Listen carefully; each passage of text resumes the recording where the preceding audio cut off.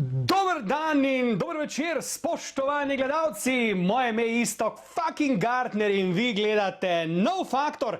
Najbolj aktualno, večkrat provokativno, vedno zanimivo, tudi vročo vdajo na svetu.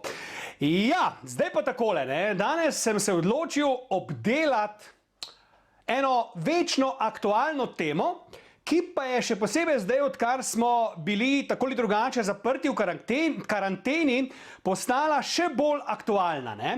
Govorim o tem, ali je človek preveč navezan na psa, oziroma ali človek psu pusti preveč, ali drugače, ali je človek pozabil na človeka zaradi psa. Predno pozdravim moji dve današnji komentatorki, bi režijo prosil, da zavrti video številka 1, kjer bomo na hitro pogledali, kako sta si pes in človek podobna in da je pes resnično najboljši človekov prijatelj. Režija, prosim.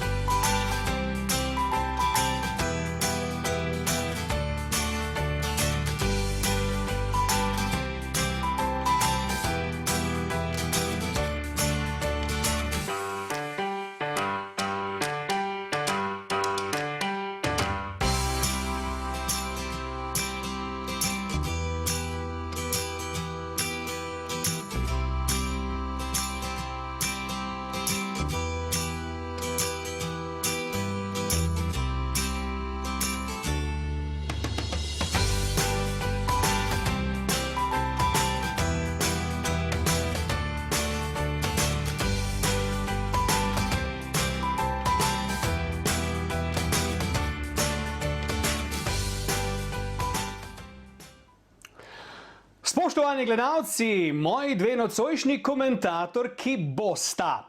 Prvo ste že spoznali v naših 4 oddajah. Zelo sem navdušen nad njo, ker je včasih celo pametnejša od mene, kar me malo jezi, ampak glih zato jo imam rad v tehle debatah, ker mi vedno kaj pametnega nazaj pove. To je publicistka in antropologinja Jerca Legant-Cvikl. Druga dama je pa, kar se tiče psov, še posebej zelo glasna, Milena Miklavčič, dame in gospodje, in ravno njo imam danes namerno v tele temi, ker jo bom kar takoj na začetku izzval in jo povprašal, ali je kaj spremenila mnenje, da pes ne sodi na posteljo, da so psi preveč skupaj z ljudmi, da so ljudje preveč navezani na pse, še posebej zdaj v karanteni, ko se ljudje nismo smeli družiti z drugimi kot svojimi hišnimi ljubljenčki. Moji dragi dami, dobrodošli in lep pozdrav. Dober dan, dober večer. Milena, beseda je tvoja, prosim, odgovori na to, kar sem te zdaj vprašal, da te slišim in vidim, kaj bo zdaj povedala, ker če nisi zdaj obrnila in zamenjala ploščo, se me pazi. Ja, takole bom rekla. V tem času, kar je bil ta karantenski izziv za vse nas ljudi, sem pravzaprav še vse tisto, kar sem mislila prej, še dodatno utrdila. Kajti veliko ljudi, ki so živeli s svojimi kužki sami, so prosili za pomoč, da so jim ali bližnji ali morda čisto naključni aktivisti različnih dobrodelnih organizacij pomagali prinašati od hrane, od zdravil in tako naprej, ker enostavno sami niso imeli v krogu svojih bližnjih nikogar, da bi to storili. Pa vendar moram že na samem začetku isto povedati nekaj drugega. Takrat v tisti sporni oddaji, zaradi katerih se je vsulo po meni, da ne govorim na kakšen način, sem povedala nekaj, kar so ljudje morda spregledali. To pa je, Najprej seveda tisto, da je nagraužno, da človek in žival spita v isti postelji. Druga pa je, da je čas, v katerem živimo, tako razčlovečen, da je mene osebno boli srce, če mi nekdo reče, da je pes njegov najboljši prijatelj, kajti pes je lahko tvoja bližina, lahko je tako kot naša mačka Zoja trenutno, da je pocrklaš, da je stisneš k sebi, več kot toliko pa ni. Pes ti ne odgovarja, pes ne gre na mesto tebe po kostano žerjavico, je tvoj prijatelj v tistem žlahtnem pomenu besede, ki je zraven tebe, ne more ti pa nuditi tople rame. In to, da ti pes ne nudi tople rame, se je v teh dneh velikokrat izkazalo. Milena, poglej zdaj ti to, ne. To je moj mali Pune. Ti meni hoče zdaj povedati, da on ni moj najboljši prijatelj in če jaz to rečem na glas, sem jaz za tebe kaj čuden in ne vem kaj le, midva spiva skup, imam punco, imam prijatelje, dobro me poznaš, da nisem asocialen tip, ampak ta moj mali črni lepotec je v tem času, ko sem jaz bil tudi lansko leto bolan, ko sem prestajal eno hudo operacijo, če ne bi bilo njega, ti moram povedati, da bi znatno težje vse to prestal in da tudi ni večjega veselja, ko ti priješ domov in te ta kepa pozdravi s takim veseljem in entuzijazmom, da si to ne moreš misliti. Tak te ne pozdravi niti žena, niti ljubica, niti najboljši prijatelj, to zmore samo pes. In te vprašam še enkrat, ne, kaj hudiča imaš proti temu, da bi ta mala kepa spala v posli, čeprav je skopana, umita, negovana in tako naprej. Kaj je dejansko tvoj problem, da si proti temu?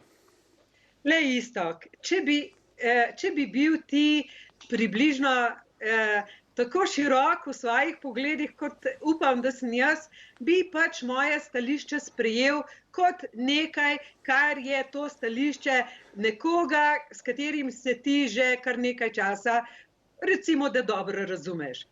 Jaz tako gledam, ti gledaš drugače in mene to, kako ti gledaš na tvojega kužka, popolnoma nič ne moti. Me pa boli srce, ko vidim, da ti ne razumeš, da je moje razmišljanje drugačno.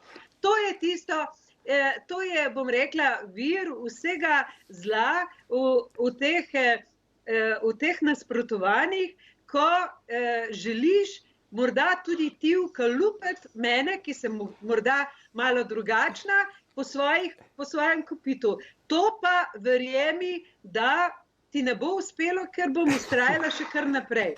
Vendar, zmeraj bom spoštovala to, da ti pač živiš tako. Kaj pa naj? Ljudje smo različni. Razumem, Jerca, tudi tebi bom dal besedo. Milena, lej, razumem, sprejemam, nočem te prepričevati, ampak rad bi se vživel v tvojo glavo, zaradi tega to počnem, ker bi te rad prepričal, da nimaš prav. Ne prisilo, ampak prepričal, da nimaš prav in te, Milena, vabim, ko bo konec te karantene, da prideš k meni in preživiš 2 minuti z mojim Pujem, pa mi verjemi, da ga boš hotela domov vzeti in da ga ne boš posle dala do konca življenja. Gremo staviti in sprejmemo zdaj to stavo, če upaš. Lej, jaz te z enako dobro voljo in veseljem povabim k meni. Jaz imam 5 vnukov in skačejo po meni in se družimo in pridejo k meni zvečer, da poslušajo pravljico in zjutraj, da poslušajo pravljice. Zdajle najstarejši je v 3. razredu Iztok. Moja družba so oni in moja družba je pač so oni zaradi tega, ker sem si to izbrala in to ni nič narobe, poglej, ti takšne družbe nimaš, imaš drugačno, recimo Jerca ali pa mogoče ena druga, ena Polona, ena Ksenija zvečer povabi k sebi moža, gledata skupaj televizijo, nekdo se s partnerjem drži za roke, nekdo skupaj leži v postelji s kužkom, ampak vsak človek ima pravico do svojega načina življenja. In jaz si ne morem pri svojih družinskih članih dovoliti, da bi bil še nekdo drug zraven. Recimo, zdaj imamo mačko Zojo zaradi tega, ker je pač takšna, da ima svoja pota in jaz ti čisto razumem, ker je zelo meni podobna. Dobro, Jerca, evo, dam ti besedo, kaj pa ti praviš na to, kar si zdaj poslušala in nasplošno na moje izhodišče, da te slišim? Glej, Iztok, človek je začel udomačevati kužka pred več kot 30 tisoč leti kot prvo družabno bitje iz živalskega sveta. In je v vsem tem času mu ostal očitno zvest. Ga je potem seveda vzrejal v različne pasme, čeprav je imel prvotne namene za lov, potem kasneje, šele 2000 let nazaj, za druženje. Predvsem je bil kuža namenjen varovanju doma in soskrbi za družine. V nekaterih krajih so se otroci pokrivali s kožuhom pasim, ker so psi spali pri njih, zato da so jih greli.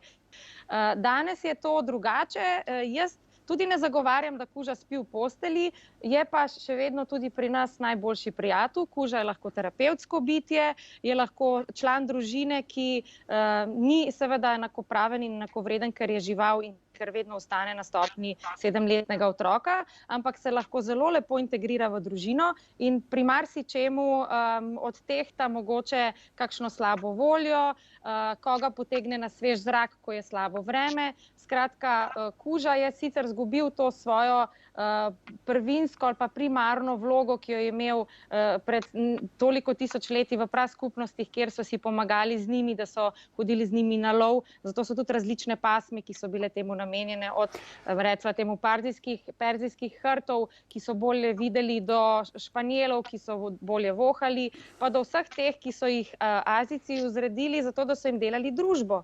Jerca, moram te prekiniti, ker moramo skočiti na reklame. Skočiti na reklame, pridemo nazaj, obe dve boste imeli še možnost marsikaj povedati. Torej, režija, hitro reklame in pridemo nazaj. Jerca, predno zavrtimo še en video o psih, bi te še nekaj vprašal, ne? Tudi ti si rekla pes, ne na poslo. Zakaj je fora tega, da imaš tudi ti očitno v glavi, da je pes umazano bitje, ki na poslo ne sodi? Če se pes redno kopa, ko prije s prehoda, umije tačke, spodi, karkoli, pa če je mali pes, pustimo, da je pes tak, da zasede celo poslo. Zakaj pes ne na poslo? Daj mi to razloži. Glej, resnično velik pes ne sodi na posteljo, mi ga imamo, čeprav je čist, ga ne bi hotela gledati v svoji posli.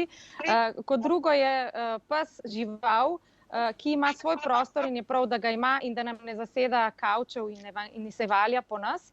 Je pa velikokrat tako, da se otroci radi valjajo z živalmi sploh tudi s kužki, kar je dobro, jaz tega ne prepovedujem. Moja dva otroka sta oba vedno z vsemi pasmami v dobrih odnosih in se v zelo bližnjih odnosih in tega ne prepovedujemo. Je pa za moje pojme nekje meja moje intime in kužeka, ki je del družine, pa vendarle se ve, kje je njegov prostor in je prav, da tudi to kuža ve. Jaz bi ločila ljudi, ki kompenzirajo medsebojne odnose z psmi in ki potem iz teh psov delajo malo čudo in jih oblačijo v Chanel obleke in parfumirajo in tako naprej. To za psa niti ni zdravo, niti ni pametno. Medtem ko pes, ki je del neke skupnosti družinske ali če ima kdo družabnika, ker pač ne živi z nikomer drugim, je to povsem super, da si je našel v nekem živem bitju prijatelja, s katerim lahko sobiva. Milena, zdaj pa vprašanje za tebe, recimo v tej zelo glasni oddaji, jaz sicer sem obsodil te ljudi, ki so te dejansko pribili potem na križ, ne? To je bilo nepotrebno in too much, to moram tudi jaz zdaj javno povedati, čeprav se s tabo nisem strinjal niti malo, ampak reakcija ljudi na tvoje govorenje je bila seveda pretirana in tudi niso čisto dobro poslušali vsega, kaj si rekla, so iz konteksta vzeli marsikaj in dejansko so se obnašali, kot da si serijska morilka. Tukaj sem na tvoji strani, v tem ni debate, ampak bi te vseeno izzval in vprašal, tam je bila debata v tem smislu, ne, da so nekateri ljudje dejansko pozabili na sočloveka in se družijo samo s psom, ne? Zakaj po tvoje ne moreš pa oboje? Le, tako sem rekel, če iz sebe izhajam, imam tega mojega puja najraje na svetu, pa ga ne bi zamenil za nič na svetu, pa bi punco, ki ga ne bi imela rada, verjetno tudi pustil že prvi dan, lej, tako je. Ne pomeni pa, da se ne družim rad z ljudmi, da nimam rad tudi nje in da dejansko se vsi trije med sabo nimamo enako radi. Torej, a ne more biti človek enako družaben in s psom in z ljudmi, kar je bila tam, mislim, da tvoja debata, da če si nekaj, potem nekaj drugega ne moreš biti. Ne, sploh ni bilo tako mišljeno. V tiste 30 sekundah je bilo težko vse povedati, pa vendar bi te nekaj prosila, Iztok. Ne glej na odnose med človekom in živaljo samo skozi svoje lastne oči. Ker iz sebe pač izhajam, ne? Ja, seveda, moraš pa po drugi strani vedeti, da jaz poznam ogromno zgodb. Dobro veš, da že skoraj 40 let poslušam takšne in drugačne zgodbe, da poznam ljudi, ki so se zakrknili vase, ki so postali sovražniki bližnjega, istočasno pa so doživeli v svojem življenju velik kolaps, ko jim je pes poginil. Pes pa pogine prej ali slej, najkasneje v 15 letih. In to so bile težke travme, ki so jih doživljali takšni, ki niso imeli bližnjega za nekoga, s katerim se lahko pogovarjajo, ker to je bistvo, glej, Iztok, počakaj, da povem do konca. Človek mora imeti zraven sebe sočloveka za pogovor. Žival ima za tisto prijetno, ljubko, nežno druženje. Pri nas imamo, kar so otroci, imamo pri hiši živali. Imamo pse in zdaj imamo mačko, pa imamo tamle morski prašiček, pa so bili kanarčki in Bog vedi kaj še vse. Zmeraj smo bili med živalmi, ampak zmeraj je bilo približno tako, kot je rekla Jerca. Tukaj imajo mesto oni, tukaj imamo mesto mi. In ta človek, ki pozabi na sočloveka, poglej, Iztok, v današnjem svetu govorimo o osamljenosti, govorimo o odtujenosti. In zakaj govorimo to? Zato, ker smo se nekako odmaknili od človeka. Danes, ravno te dni smo brali v medijih, kako so nekega zdravnika oprostili vseh grehov, ki naj bi jih storil, vendar predtem so ga obsodili mediji, pa ljudje, pa socialna omrežja. Podobno, kot so obsodili mene tudi tisti, ki so vedeli, da smo imeli pri nas Poldeta, da ga je Milena vozila na sprehod in tako naprej. Milena, moram ti skočiti v besedo, ker boš celo oddajo potrošila za ta odgovor. Poslušaj me, jaz se pa ne čudim, da se dejansko človek obrača k psu, na vse zadnje, kaj pa so ljudje, tisti znani pregovor, bolj ko spoznavam ljudi, raje imam pse, torej ljudje so postali zlobni, ljudje so postali nesramni, ljudje so postali škodoželjni, ljudje so postali nasilni in se ne čudim, da ljudje če dalje manj zaupajo sočloveku in če dalje bolj psu, ki te nikoli ne izda in ne prinese okoli. Na vse zadnje, živimo v času, kjer je redko kdo dobre volje, ker je redko kdo pozitiven, ker je redko kdo sploh še pripravljen pomagati. Zato mi je to popolnoma jasno, da mnogi ljudje imajo raje psa. In še nekaj, da ti rečem kontra, ko pes umre, ni treba, da ti živiš samo s psom, pa si prizadet in sesut. Tudi če imaš celo družino pri sebi in če pes umre, je logično, da si sesut, če si ga imel res rad, ker sem prav eno študijo bral. Pes ni samo bitje, pes je tudi cela rutina, se pravi, kako mu da za jesti, kako poslušaš, kako hodi, kako te pride zjutraj zbuditi, kako ga peleš ven in ko on umre, to vse zgine in ni čudno, da ljudje potem žalujejo in dejansko postanejo res žalostni, ko to naenkrat izgine. Ne samo, da umre bitje, ki ga ima rad, ampak cela rutina gre stran. Zato mnogi tako težko prebolijo. In še nekaj rečem, predno Milena boš odgovorila, ampak prosim na kratko, ker bi rada še Jerca ob koncu te teme nekaj pove. Kaj pa je pravzaprav problem? da imamo radi pse in damo stran vse ljudi. Od ljudi itak nič dobrega ni, ko sam škodoželjno škoda in nesramnost. Še posebej, če so to ljudje, ki niso pravi, pa smo znani po tem, da se jih ne znamo znebiti. Tako imenovani energijski vampiri. Pesti pa vedno znova energijo da. Tako da, kot sem že rekel, znani pregovor, bolj ko spoznavam ljudi, raje imam pse, več kot drži. Poglej, v tej pasji aferi, če tako imenujem, mi je zelo grda pisma, maile, SMS sporočila pisalo več kot 5000 ljudi. Od tega je bilo več kot 200 sporočil, v katerih so mi grozili smrtjo. Ampak enkrat samkrat istok nisem pomislila, da bi zaradi tega sovražila ljudi. Zakaj? Oni so bili takšni, jaz imam okoli sebe ljudi, ki so dobri, ki so pozitivni, včasih se spremo, zmeraj tudi ne.